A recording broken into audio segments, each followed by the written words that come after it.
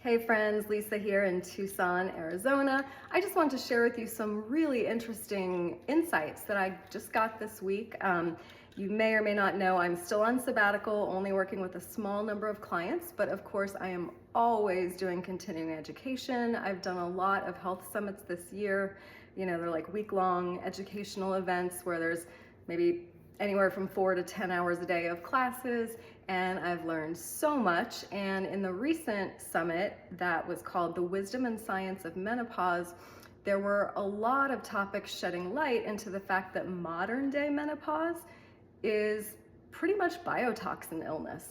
There has been a massive amount of toxic chemicals put in our environment over the last 20 years. Each year there's been an average of 2,500 new chemicals that are not properly tested that just get introduced into our environment. And then we have all of our old exposures, things like if you grew up with lead paint or leaded gasoline, it doesn't just go away, it gets stored in your bones and your fat tissue and your organs.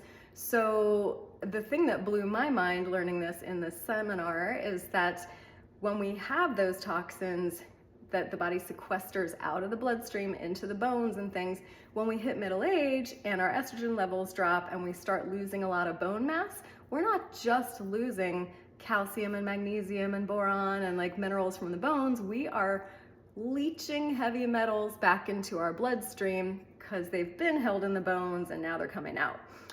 So for example, lead, mercury, cadmium, these are 3 very common heavy metals that all of us have in our systems nowadays.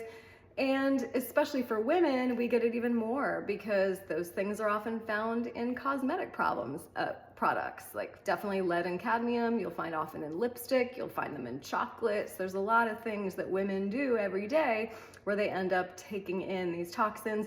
You think you're being healthy, eating fish, you end up getting a bunch of mercury. So as we're losing bone, we end up getting poisoned a second time by those heavy metals as they re-enter the bloodstream, causing problems like headaches, fatigue, mood issues, insomnia, night sweats. I mean, the list goes on. So there are about 120 common symptoms of menopause, and about the same list of symptoms goes along with biotoxin illness, whether that's mycotoxin illness or heavy metal poisoning.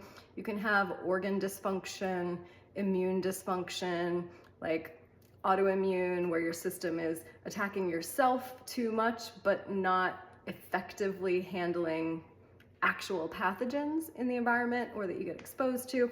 So as we go through menopause nowadays, it's not your grandma's menopause, as we go through it in the modern era, we have to be aware that we're dealing with toxicity.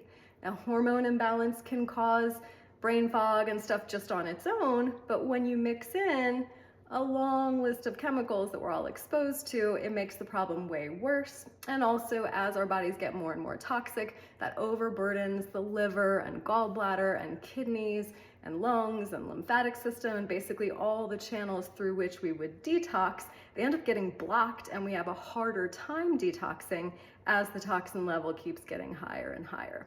So as I'm sure you can tell, this can be a very overwhelming topic. There's a lot of nuance to it, and there's a whole lot to learn in terms of safe, healthy detox practices that you can do on your own at home. Of course, I definitely recommend working with a holistic, functional medicine doctor, naturopathic doctor, someone who can really help you figure out the right treatment plan for you based on your top issues and health history and stuff. But it can also be really helpful to work with a health coach such as myself who can advise you on, well, how do you make those doctor's recommendations actually happen? You know, if your doctor says, I want you doing ABC, how are you actually going to make that work in your daily life? Can you create a lifestyle around what you need to be healthy? So again, I'm on sabbatical, so I'm not taking a lot of clients, but I do have a couple openings. So if you are a woman between 35 to 60 who is struggling with premenopause, perimenopause, or actual menopause, I would love to be a resource for you if you can, as far as self-care, detox, emotional regulation, meditation, self-soothing, all those things that we need to really be on top of if we want to stay healthy and sane in a crazy, toxic world. So I wish you the best, and I will see you in the next video.